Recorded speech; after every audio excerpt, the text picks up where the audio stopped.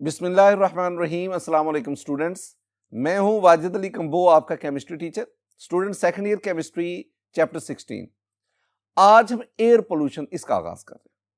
Student, air pollution में आज हम पहले सोर्सेज ऑफ प्राइमरी पोल्यूटेंट्स, हम 4 प्राइमरी पोल्यूटेंट्स इनको स्टडी करेंगे, जिसमें कार्बन मोनोऑक्साइड है, जिसमें नाइट्रोजन ऑक्साइड्स हैं, सल्फर ऑक्साइड्स हैं एंड हाइड्रोकार्बन्स। और हम इनके सोर्सेज और इनके हार्मफुल इफेक्ट्स इनको डिस्कस करें। तो ये आगाज करते हैं। My dear student, sources of primary pollutants, हम ना 4 प्राइमरी पोल्यूटेंट्स, जिसमें कार्बन मोनोऑक्साइड है, जिसमें नाइट्रोजन ऑक्साइड्स हैं, सल्फर ऑक्साइड्स हैं, हाइड्रोकार्बन्स हैं, हम इनके सोर्सेज, इनके हार्मफुल इफेक्ट्स उसको डिस्कस करेंगे। एग्जामिनेशन पॉइंट ऑफ व्यू से ना ये क्वेश्चन जो है, ये शॉर्ट आंसर क्वेश्चन के तौर पर ज्यादातर पूछा जा रहा होता है। आप इसको एमसीक्यू के लिहाज से, शॉर्ट आंसर क्वेश्चन के लिहाज से प्रिपेयर करेंगे। माय डियर स्टूडेंट, पहले हम पढ़ेंगे carbon monoxide, CO। Carbon monoxide में पहले आप इसकी प्रॉपर्टीज को देखें। प्रॉपर्टीज में आपके पास है कि carbon monoxide is a colourless, odourless and highly toxic poisonous gas. ये जो प्रॉपर्टीज है ना, ये आपको अच्छी तरह आनी चाहिए। कार्बन मोनोऑक्साइड कलरलेस है, अडोरलेस है और ये इंतहाई खतरनाक गैस है। This one is a poisonous gas, ये एक जहरीली गैस है। और साथ ही साथ it is 3 times lighter than air, ये हवा से 3 गुना हल्की है। और third one, this one is soluble in water, ये पानी में हल होती। माय डियर स्टूडेंट, आपको ना ये तीनों की तीनों प्रॉपर्टीज आनी चाहिए। स्टूडेंट, नेचुरल सोर्सेज, हम ना सोर्सेज पर डिस्कस करेंगे कि वो कौन से सोर्सेज हैं जिनसे कार्बन मोनोऑक्साइड एटमॉस्फेयर का, एयर का हिस्सा बनती है। इसमें कुछ नेचुरल सोर्सेज है और कुछ ह्यूमन एक्टिविटीज है, इंसानी सरगर्मियों की वजह से, इंसानी सरगर्मियों से भी कुछ कार्बन मोनोऑक्साइड एटमॉस्फेयर का हिस्सा बनती है। First of all we will study the natural sources जिनसे कार्बन मोनोऑक्साइड हवा का या एटमॉस्फेयर का, यानी ये एयर पोल्यूशन का बायस बनती है। स्टूडेंट, इसमें 3 चीजें आपने याद रखनी है। नेचुरल सोर्सेज में 3 चीजें आपने याद रखनी है। पहली बात, वॉल्केनिक इरप्शन, वॉल्केनिक इरप्शन, आतिशफशां पहाड़, उनका फटना। दूसरा, नेचुरल गैस इमिशन, जब ना ये जो ऑर्गेनिक मैटर, इसके डिके से नेचुरल गैस ये एमिट होती है, साथ ही साथ कार्बन मोनोऑक्साइड भी एटमॉस्फेयर में शामिल होती है। तीसरी चीज, oxidation of methane in atmosphere, atmosphere जिसमें मीथेन एक आपके पास ग्रीन हाउस गैस के तौर पर मौजूद है। ये जो मीथेन है, इसकी एटमॉस्फेयर में ऑक्सीडेशन होती है और उस ऑक्सीडेशन के नतीजे में कार्बन मोनोऑक्साइड प्रोड्यूस होती है और वो कार्बन मोनोऑक्साइड एटमॉस्फेयर में शामिल हो जाती है। ये 3 वो नेचुरल सोर्सेज, मैं दोबारा इनका जिक्र करूंगा। स्टूडेंट, पहली चीज वॉल्केनिक इरप्शन, आतिशफशां पहाड़, जब इनकी इरप्शन होती है तो बहुत बड़ी मिकदार में कार्बन मोनोऑक्साइड एटमॉस्फेयर में शामिल होती है। दूसरी चीज नेचुरल गैस इमिशन, जब डेड ऑर्गेनिक मैटर ये बहुत कम ऑक्सीजन की मौजूदगी में इसका डिके होता है तो नेचुरल गैस के साथ साथ कार्बन मोनोऑक्साइड भी प्रोड्यूस होती है और ये कार्बन मोनोऑक्साइड नेचुरल गैस के साथ, मीथेन के साथ एटमॉस्फेयर का हिस्सा बनती है। और तीसरी चीज, एटमॉस्फेयर में मौजूद मीथेन, इसकी ऑक्सीडेशन से कार्बन मोनोऑक्साइड प्रोड्यूस होती है। आपने ये जो तीनों वे जिससे कार्बन मोनोऑक्साइड एटमॉस्फेयर का हिस्सा बनती है, ये नेचुरल वेज है, इनको आपने याद करना। My dear student, human activities, इंसानी सरगर्मियों के नतीजे में कार्बन मोनोऑक्साइड हवा का हिस्सा बन रही है। वो कौन कौन सी ह्यूमन एक्टिविटीज हैं जो कार्बन मोनोऑक्साइड पोल्यूशन का बायस बन रही है? इसमें पहली चीज, fuel burning in various type of transportation, मसलन मोटर व्हीकल्स हैं, रेलवेज हैं, एयरक्राफ्ट्स हैं। ये जो मुख्तलिफ किस्म की ट्रांसपोर्टेशन, इसमें फ्यूल की बर्निंग हो रही है और उस बर्निंग के नतीजे में दीगर गैसेस के साथ साथ कार्बन मोनोऑक्साइड भी प्रोड्यूस होती है। और इस जराए से ये जो ट्रांसपोर्टेशन है, ये तकरीबन 75% कार्बन मोनोऑक्साइड उसका ह्यूमन एक्टिविटी का सोर्स है। मोटर व्हीकल ट्रांसपोर्टेशन में क्या क्या मैं कह रहा हूं, मोटर व्हीकल्स हैं, रेलवेज हैं और एयरक्राफ्ट हैं, और ये जो है these are major source of carbon monoxide. ये ह्यूमन एक्टिविटी की बात कर रहा है। आप स्टूडेंट देखते हैं कि सारा दिन ये गाड़ियां चल रही हैं, इनका ये जो धुआं है इसमें दीगर गैसेस के साथ साथ कार्बन मोनोऑक्साइड भी शामिल है। बिल्कुल इसी तरह ये जो रेलवे इंजन है ये भी बहुत बड़ा सोर्स है। सिमिलरली एयरक्राफ्ट्स, ये मुख्तलिफ ट्रांसपोर्टेशन है जो हवा में कार्बन मोनोऑक्साइड की कंसंट्रेशन को, और ये मेजर सोर्स है, याद रखना है, ये 75% कार्बन मोनोऑक्साइड का ये सोर्स है। ये ना, ये बात स्टूडेंट आपसे, ये जो 75% है ना, ये कई दफा एमसीक्यू भी पूछा गया। एमसीक्यू क्या आता है कि which of the following is the major source of CO in as a result of human activities. तो उसमें डिफरेंट ऑप्शन आपके पास आते हैं। The correct option is transportation, और यह भी याद रखना है कि ये 75% के तौर पर। दूसरी जो चीज स्टूडेंट आप याद रखेंगे ह्यूमन एक्टिविटीज में, that is the forest fire, जंगलात की आग, combustion of fossil fuel and agriculture products. मैंने 3 बातें यहां पे की हैं। एक, फॉरेस्ट फायर्स, जंगलात में लगने वाली आग, यह भी कार्बन मोनोऑक्साइड को हवा में शामिल करने का बायस मान रही है। दूसरी चीज जो आपके ज़हन में आनी, that is the combustion of fossil fuel. अब फॉसल फ्यूल में आपके पास क्या है, कोल है, आपके पास नेचुरल गैस है, आपके पास पेट्रोलियम है, और पेट्रोलियम के डिफरेंट फ्रैक्शंस है जिसमें गैसोलीन है, डीजल है, केरोसिन ऑयल है। All these are fossil fuel, और इनकी कंबस्टन कार्बन मोनोऑक्साइड उसका हवा में एडिशन का बायस बने। और स्टूडेंट तीसरी चीज जो आप ज़हन में रखेंगे वो आपके पास है एग्रीकल्चर प्रोडक्ट्स। एग्रीकल्चर प्रोडक्ट्स भी CO इसके एडिशन का बायस बन रही है। ये वो चीजें हैं जो ह्यूमन एक्टिविटीज के तौर पर हवा में शामिल हो रही है। इसके साथ साथ और भी कई चीजें, जरा उनको देखते हैं। माय डियर स्टूडेंट, ट्रांसपोर्टेशन के अलावा, फॉसल फ्यूल की कंबस्टन के अलावा, एग्रीकल्चर प्रोडक्ट्स के अलावा, any type of fuel burning in industries. आपके पास आयरन इंडस्ट्री है, स्टील इंडस्ट्री है, आपके पास petroleum, cement, brick kilns, paper and pulp. ये अगर आप देखेंगे ना, these are various type of industries. अब इन इंडस्ट्रीज में डेफिनेटली, इन इंडस्ट्री को चलने के लिए वहां पे फ्यूल बर्निंग हो रही है। कहीं पे नेचुरल गैस, जिसे हम सुई गैस कहते हैं, कहीं पे नेचुरल गैस उसकी बर्निंग हो रही है, कहीं पे डीजल की बर्निंग हो रही है, कहीं पे कोल की बर्निंग हो रही है। ये जो आपके पास ब्रिक लाइम है, ब्रिक किल्स है, जहां पे ये भट्ठाखश जिसे हम कह रहे होते हैं, जहां पे ये ईंटें, इनको पकाया जाता है, इनमें कोल इस्तेमाल होता है। इसका मतलब वो इस तरह, ये आपके पास पेपर इंडस्ट्री है, आयरन स्टील इंडस्ट्री है, सीमेंट इंडस्ट्री है। अब सीमेंट इंडस्ट्री में स्टूडेंट आपके पास नेचुरल गैस उसकी बर्निंग हो रही होती है। ये डिफरेंट टाइप्स का जो फ्यूल है, इसकी बर्निंग के नतीजे में भी CO ये हवा का हिस्सा बन रही है, ये एटमॉस्फेयर का हिस्सा बन रही है। इन बातों को भी ज़हन में बिठाना। माय डियर स्टूडेंट, इसके बाद आपके पास incomplete combustion and dissociation of CO at high temperature. 2 बातें ज़हन में रखना। माय डियर स्टूडेंट, अगर आप मीथेन को लेना, जिसे हम नेचुरल गैस कहते हैं, अगर आप मीथेन की अबंडेंट सप्लाई ऑफ ऑक्सीजन में कंबस्टन करवाएंगे ना, तो कार्बन मोनोऑक्साइड और वाटर प्रोड्यूस होता है। लेकिन अगर आप इसी मीथेन की लिमिटेड सप्लाई ऑफ ऑक्सीजन में कंबस्टन करवाएंगे ना, तो कार्बन मोनोऑक्साइड के साथ, कार्बन डाइऑक्साइड के साथ साथ कार्बन मोनोऑक्साइड वो भी प्रोड्यूस होती है। इसका मतलब है कि carbon monoxide is one of the product obtained during incomplete combustion of fuel. और साथ ही साथ आप यह भी याद रखना कि कार्बन डाइऑक्साइड की डिसोसिएशन से भी हाई टेम्परेचर पर कार्बन डाइऑक्साइड की डिसोसिएशन से भी कार्बन मोनोऑक्साइड प्रोड्यूस होती है। ये वो ह्यूमन एक्टिविटीज थी जिनकी बिना पर कार्बन मोनोऑक्साइड एटमॉस्फेयर का हिस्सा बनती है।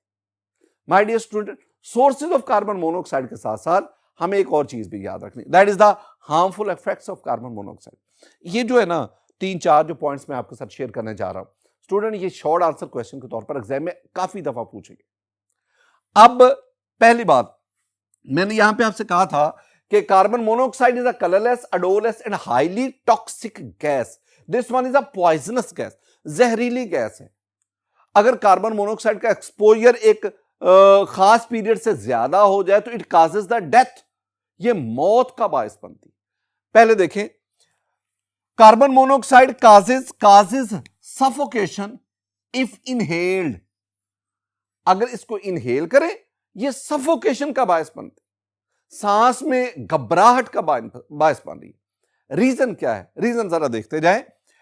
Carbon monoxide binds blood haemoglobin more strongly than oxygen. This one is very very important student, ये बहुत अहम है।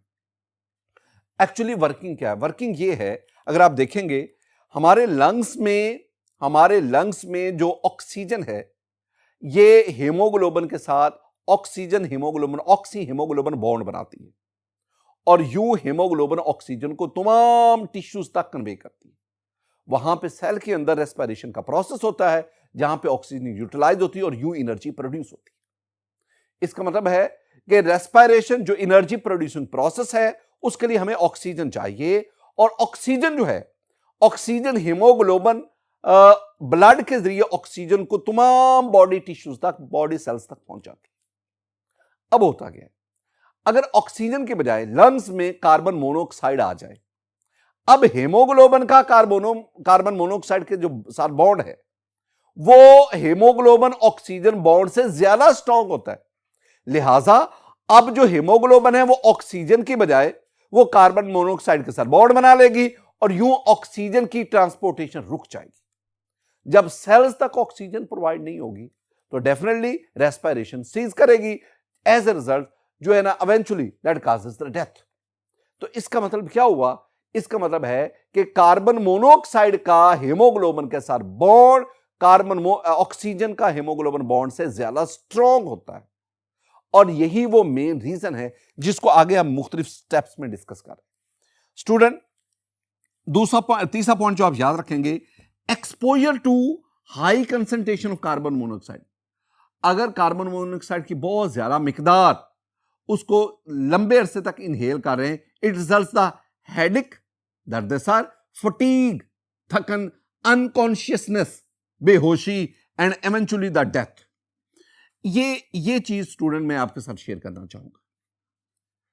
आपने ना अक्सर सर्दी के मौसम में अखबारात में ना कुछ न्यूज खबरें पढ़ी होंगी कि घर के अंदर कमरे में गैस का धुआं भर जाने से इतनी अमवात होगी, इतनी डेथ्स होगी। ये अक्सर आता है सर्दियों में। एक्चुअली हो क्या रहा है? होता यह है कि कमरे के अंदर हम ना जो सुई गैस है, जो नेचुरल गैस है, उसका हीटर जला देते। अब और हम ना विंडोज और जो डोर है इसको टाइटली, बिल्कुल एयर टाइट बंद कर देते हैं। अब होता क्या है? होता यह है कि वो जो रूम हीटर है उसके अंदर जो नेचुरल गैस है, आई मीन सुई गैस, अब वो जलती, उसकी कंबस्चन होती। उस कंबस्चन के लिए ऑक्सीजन चाहिए। इसका मतलब है कि शुरू में कमरे के अंदर हवा में ऑक्सीजन की कंसंट्रेशन ज्यादा है। अब वो ऑक्सीजन मुसलसल कंबस्चन में यूज हो रही है। अब कमरे में, यानी यहां पे abundant supply of oxygen, carbon monoxide और वाटर प्रोड्यूस होता जा रहा है। अब क्या हुआ? With the passage of time उस एयर टाइट रूम में हवा के अंदर ऑक्सीजन की कंसंट्रेशन कम हो रही है। अब जो ऑक्सीजन है ये अबंडेंट सप्लाई से लिमिटेड सप्लाई की तरफ चल पड़ी। तो मैंने आपको क्या बताया? मैंने बताया कि अगर natural gas CH4 methane limited supply of oxygen में बर्न करेगी तो it will produce carbon monoxide along with carbon dioxide. इसका मतलब क्या हुआ?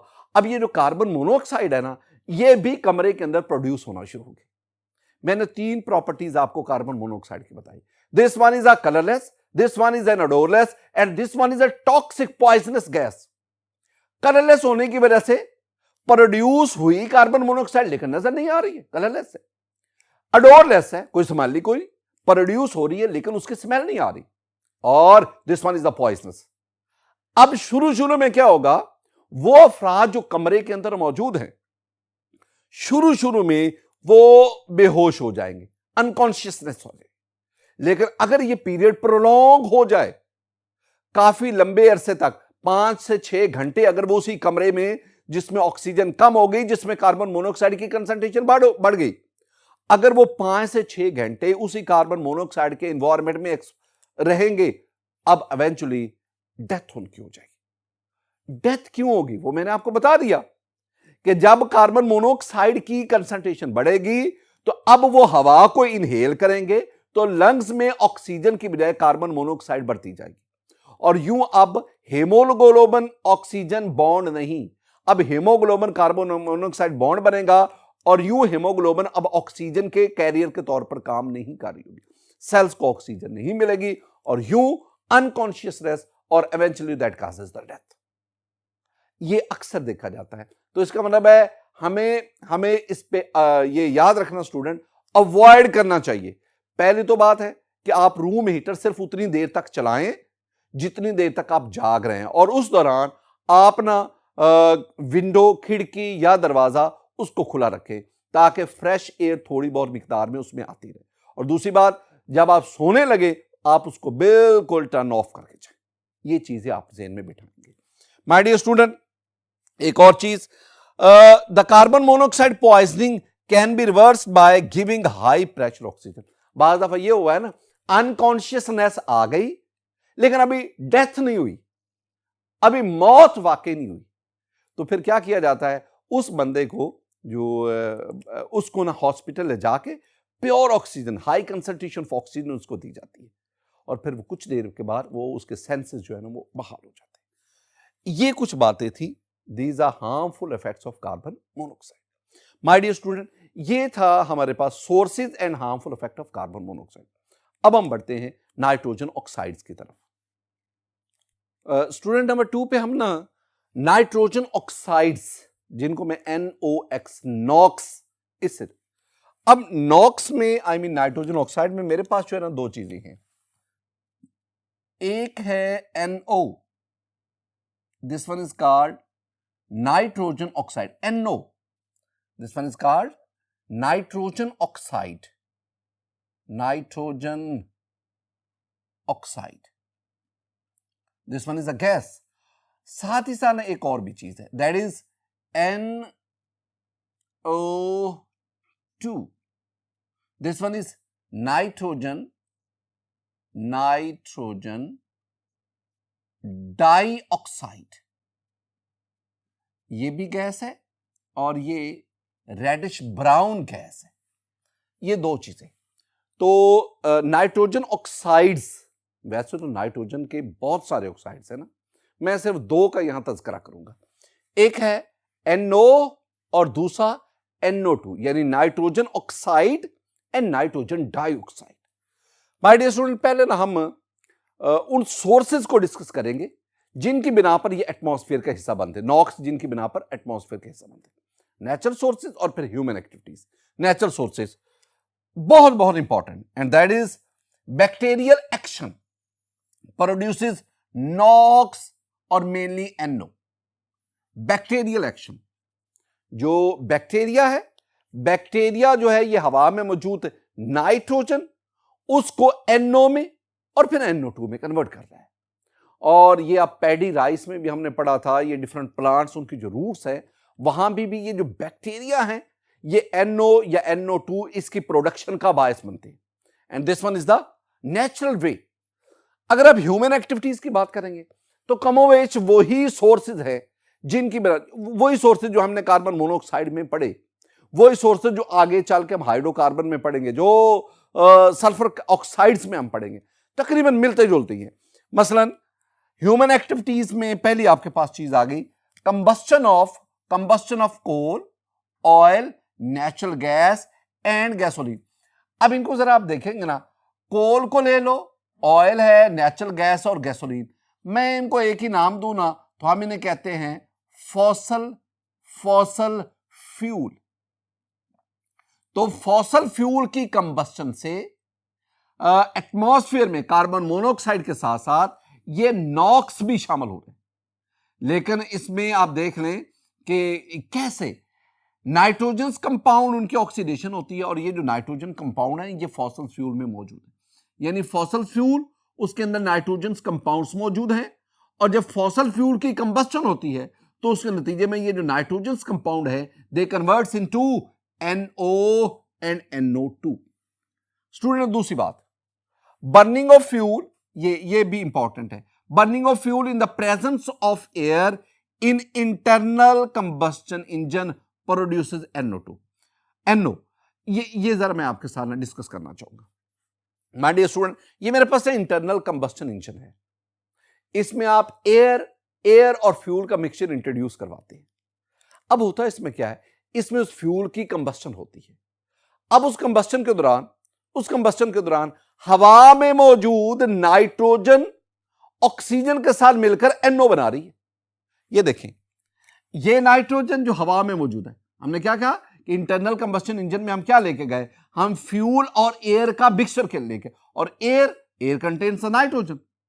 अब एयर में मौजूद नाइट्रोजन और ऑक्सीजन इंटरनल कंबस्शन इंजन के अंदर हाई टेंपरेचर पर जब कंबस्शन होती है, बर्निंग होती है, NO प्रोड्यूस होता है। ये NO हवा में जाएगा, हवा में एग्जॉस्ट गैसेस के साथ साथ, और हवा में जाकर ये ऑक्सीजन से रिएक्शन करेगा और NO2 बनेगा। यानी ये burning of fuel in internal combustion engine in the presence of air that produces the NO which further react with oxygen to produce the NO2, and this NO and NO2 they becomes a part of atmosphere. It is due to the human activity. बहुत important point, ये जो अब बात बताने जा रहा हूं student, ये अक्सर एग्जाम में बतौर MCQ पूछी जाती है। रेजिडेंस टाइम इन एटमॉस्फेयर, ये मैं इसको लिखूंगा कि this one is V raised power infinity important, बहुत बहुत अहम है। और ये बात जो बताने जा रहा हूं ये अक्सर बतौर MCQ पूछा जाता है कि आप ना NO इसका एटमॉस्फेयर में रेजिडेंस टाइम क्या है, और फिर आपके पास NO2 है, इसका एटमॉस्फेयर में रेजिडेंस टाइम कितना, ये बहुत इंपॉर्टेंट है। ये जो NO इसका रेजिडेंस टाइम जो स्टूडेंट है वो है 4 डेज। 4 दिन के बाद ये ऑटोमेटिकली डिकम्पोज हो जाती है, और NO2 का एटमॉस्फेयर में जो रेजिडेंस टाइम है वो है 3 डेज। ये जो मैंने बताया ना 3 डेज और 4 डेज, ये बतौर MCQ पूछा जाता है। तो इन दोनों का ना मिक्स नहीं करना। NO का रेजिडेंस टाइम 4 डेज, NO2 का 3 डेज, ये ना हो कि NO2 का 4 डेज का, मिक्स नहीं करना। माय डियर स्टूडेंट, आखिरी बात जो आप नाइट्रोजन ऑक्साइड में देखेंगे, फोटोकेमिकल रिएक्शंस के नतीजे में, फोटोकेमिकल रिएक्शन ऐसे रिएक्शन जिसमें लाइट इंवॉल्व होती है, फोटोकेमिकल रिएक्शन के नतीजे में ये जो नाइट्रोजन ऑक्साइड्स हैं जिन्हें हमने नॉक्स कहा, दे कन्वर्ट्स इनटू नाइट्रिक एसिड, और ये जो नाइट्रिक एसिड है ये एसिड रेन के जरिए या डस्ट के जरिए ये नीचे जमीन पर आ जाते हैं। ये आखिरी पॉइंट आपसे इनमें बताया स्टूडेंट। ये सारी बातें मैंने की नाइट्रोजन ऑक्साइड्स के बारे में। अब हम बढ़ते हैं सल्फर ऑक्साइड्स की तरफ। My dear student, sulphur oxides जिन्हें हम कह रहे हैं सोज, SOZ, sulphur oxides. Sulphur oxide में मैं 2 चीजें लूंगा, एक है SO2, this one is sulphur dioxide, and we have the SO3, this one is sulphur trioxide. इन सल्फर डाइऑक्साइड और सल्फर ट्राइऑक्साइड, इनको मैं कहता हूं सोज, इन्हें मैं कहता हूं these are oxides of sulphur, these are sulphur oxides.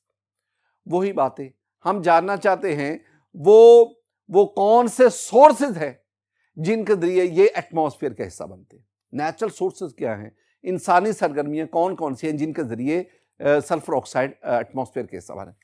First of all natural sources. My dear student, on global scale the main sources of sulfur oxide, that is the volcanoes, volcanic eruption के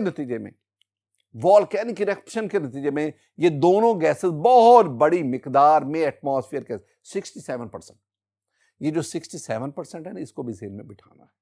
दूसरी चीज, the oxidation of sulphur containing gases produce by the decomposition of organic matter. ये ना बातों को समझा करें, रट्टा नहीं लगाना। ऑर्गेनिक मैटर की डीकंपोजिशन हुई, उससे कुछ गैसेस प्रोड्यूस हुई, उन गैसेस में सल्फर मौजूद है। ऑर्गेनिक मैटर जो प्लांट्स भी हो सकते हैं, डेड एनिमल्स भी हो सकते हैं, ऑर्गेनिक मैटर की डिकम्पोजिशन से कुछ गैसेस प्रोड्यूस हुई, those gases contain the sulphur. अब वो जो गैसेस प्रोड्यूस हुई जिनमें सल्फर मौजूद है, उसके ऑक्सीडेशन से SO2 और SO3 प्रोड्यूस होते हैं। ये दो वो नेचुरल सोर्सेज हैं जिनसे सल्फर ऑक्साइड एटमॉस्फेयर के साथ। ह्यूमन एक्टिविटीज, बहुत लंबी लिस्ट। देखिए ह्यूमन एक्टिविटीज में पहली बात, कंबस्टन ऑफ कोल। जो कोयला है इसके जलने से भी, कोल जो है इसमें 1 to 9% सल्फर होता है, तो कोल की कंबस्टन से वो जो सल्फर है वो SO2 में कन्वर्ट हुआ। ये sulphur that is present in the coal, combustion पर ये SO2 में कन्वर्ट हुआ। वो जो SO2 है वो फर्दर उसकी ऑक्सीडेशन हुई and that converts into SO3। अब कोल के साथ साथ crude oil and other fossil fuel in power plants, in petroleum industry. तो पावर प्लांट्स में जहां पे इलेक्ट्रिसिटी प्रोड्यूस होती है, पेट्रोलियम इंडस्ट्री, उसमें कोल है, क्रूड ऑयल है या दूसरे फॉसिल फ्यूल हैं, उनकी कंबस्टन से आपके पास SO2 और SO3 गैसेस प्रोड्यूस होती है। My dear student, what are the harmful effects of sulphur oxides, यानी SO2 और SO3 के हार्मफुल इफेक्ट। ये भी 1-2 दफा शॉर्ट आंसर क्वेश्चन पूछा जा चुका है। My dear student, harmful effect में के SO2 and SO3 they have the pungent odour, pungent तेज चुभन वाली बू रखते हैं, तेज चुभन, पंजेंट अडोर, और इसकी वजह से they are very irritant and they are suffocating. Pungent odour जिसकी वजह से दे आर वेरी इरिटेटिंग और दे causes the suffocation, they are suffocating। दूसरी बात, सल्फर ऑक्साइड्स फॉर्म सल्फेट एरिसोल्स और इन atmosphere which causes severe respiratory trouble particularly among the older people। ये भी point बहुत इंपॉर्टेंट है, ये बहुत इंपॉर्टेंट है। ये जो सल्फर ऑक्साइड्स हैं ये सल्फेट एरोसोल प्रोड्यूस करते हैं। ये मुख्तलिफ किस्म के जो हम डीऑडर यूज करते हैं, परफ्यूम वगैरह यूज करते हैं, या घर के अंदर ये जो इंसेक्ट्स हैं इनको किल करने के लिए मुख्तलिफ किस्म के ना ये इंस्ट्रूमेंट यूज कर रहे होते हैं, इनमें ये सल्फेट एरोसोल जो हैं ये यूज हो रहे होते हैं। अब इनमें जब ये हवा के अंदर शामिल हो जाते हैं तो ये रेस्पिरेटरी प्रॉब्लम का बायस बनते हैं। खासतौर पर वो लोग जो उम्र के आखिरी हिस्से में होते हैं, उनमें ये सांस लेने में दिक्कत का बायस बनता है। माय डियर स्टूडेंट, एक लास्ट पॉइंट जो सल्फर ऑक्साइड्स में है वो है कि sulphur dioxide, this one is the major acid deposition in atmosphere. हमारा जो आने वाले दिनों में जो टॉपिक है that is the acid rain, that is the smog. अब ये जो एसिड रेन है ना, एसिड रेन की दो बुनियादी वजूहात होगी। एक है सल्फ्यूरिक एसिड और एक है नाइट्रिक एसिड। एटमॉस्फेयर में जो सल्फ्यूरिक एसिड प्रोड्यूस होता है ना, that is due to the interaction between SO2 and water, उससे सल्फ्यूरिक एसिड बनता है। ये चीजें जो हैं आपने harmful effect of sulphur oxide उसमें डिस्कस कर। माय डियर स्टूडेंट, 3 चीजें हमने डिस्कस की अभी तक। हमने कार्बन मोनोऑक्साइड को पढ़ा, हमने नाइट्रोजन ऑक्साइड को पढ़ा, हमने सल्फर ऑक्साइड्स को पढ़ा। एक और प्राइमरी पोल्यूटेंट है, उसके सोर्स हमने, दैट इज द हाइड्रोकार्बन। अब हम हाइड्रोकार्बन को डिस्कस करते हैं।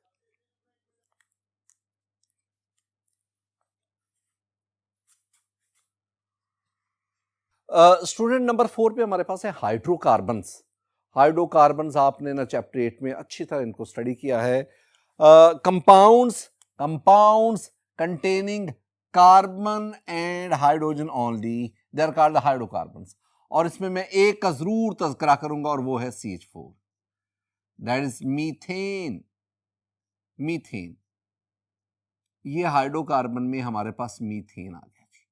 इसके अलावा और भी हैं अल्केन, अल्काइन, और अल्केन भी हैं, अल्कीन भी हैं, अल्काइन भी है, वो भी इन्हीं हाइड्रोकार्बन कैटेगरी में आते हैं। स्टूडेंट, हम हाइड्रोकार्बन के नेचुरल सोर्सेज और फिर ह्यूमन एक्टिविटीज इनको डिस्कस करना है। नेचुरल सोर्सेज में आ जाए। नेचुरल सोर्सेज में हम कहेंगे कि मोस्ट ऑफ द हाइड्रोकार्बन या a large quantity of hydrocarbon is emitted by different trees and plants, मुख्तलिफ जो ट्रीज हैं, प्लांट्स हैं, उनसे बहुत बड़ी मिकदार में हाइड्रोकार्बन जो है वो, हाँ हमने वो पढ़ा था ना, राइपनिंग ऑफ फ्रूट्स। अब फ्रूट्स राइपनिंग के दौरान जो फ्रूट है, जो राइपन फ्रूट है या प्लांट्स के डिफरेंट जो पार्ट्स हैं, वहां से ये इथीन गैस ये रिलीज होती है, और वो जो गैस है वो राइपनिंग ऑफ फ्रूट उसको सपोर्ट कर रही है। इस तरह डिफरेंट प्लांट्स, ट्रीज, इनके मुख्तलिफ पार्ट से ये डिफरेंट हाइड्रोकार्बन रिलीज एमिट होते हैं, और बहुत बड़ी मिकदार में इनकी एमिशन इन्हीं ट्रीज और प्लांट से ही होती है। स्टूडेंट, दूसरी चीज, paddy field produce significant amount of methane. Paddy field जो फ्लडेड फील्ड है, जिसमें पानी बहुत बड़ी मिकदार में है, तो पैडी फील्ड उसमें मीथेन बहुत बड़ी मिकदार में, एक सिग्निफिकेंट अमाउंट ऑफ मीथेन वो प्रोड्यूस होती है। पैडी फील्ड में ना वो बैक्टीरियल एक्शन की वजह से जहां पे नाइट्रोजन फिक्सिंग हो रही होती है, वहां पे ये मीथेन भी प्रोड्यूस होती है। My dear student, anaerobic decomposition of organic matter by bacteria in water sediments and soils that also produces the methane। इसी की ये फर्दर जो है वो डिस्कशन। एनएरोबिक डीकंपोजिशन, ऐसी डीकंपोजिशन जिसमें ऑक्सीजन इन्वॉल्व नहीं है ऑर्गेनिक मैटर की, with the help of bacteria. कहां पे? वाटर सेडिमेंट्स में या सॉइल में। आप देख सकते हैं वाटर सेडिमेंट्स या सॉइल, इसमें एनाएरोबिक डीकंपोजिशन ऑफ ऑर्गेनिक मैटर हो रही है बैक्टीरिया की मदद से, और इसके नतीजे में भी मीथेन गैस प्रोड्यूस। मैं इसको ना इक्वेशन की शक्ल में लिखूं तो मैं यूं लिखूंगा, ये आपके पास ऑर्गेनिक मैटर है, बैक्टीरियल एक्शन की वजह से यहां कार्बन डाइऑक्साइड प्रोड्यूस होती है, वहीं पे मीथेन गैस भी प्रोड्यूस होती है, ये भी प्रोड्यूस। माय डियर स्टूडेंट, ये कुछ चीजें थी, these are natural sources which add hydrocarbons in the atmosphere. अब एक और इंपॉर्टेंट पॉइंट की तरफ बढ़ते हैं। My dear student, very very important MCQ है, रेजिडेंस टाइम इन एटमॉस्फेयर। मैं ना हाइड्रोकार्बन में मीथेन का तज़करा करता हूं।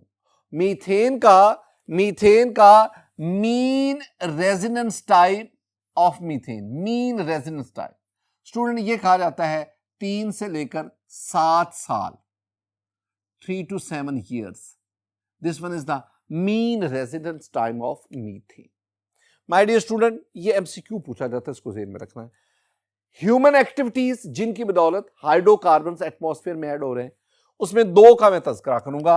एक है burning of fuel in automobiles. ये जो ऑटोमोबाइल्स है, गाड़ियां हैं, इनमें फ्यूल की बर्निंग से जो है और गैसेस, दीगर गैसेस के साथ साथ ये हाइड्रोकार्बन पे। Petroleum, coal, wood, incinerator, refuse burning and solvent evaporator, ये भी है जो इमिशन ऑफ हाइड्रोकार्बन का बायस बन है। देख रहे हैं इनमें, ये आपका पेट्रोलियम है, कोल, वुड, इंसिनरेटर, रिफ्यूज बर्निंग और सॉल्वेंट, ये तमाम वो सोर्सेज है जो ह्यूमन एक्टिविटीज की वजह से ये हाइड्रोकार्बन के एडिशन का बायस बन रहे हैं।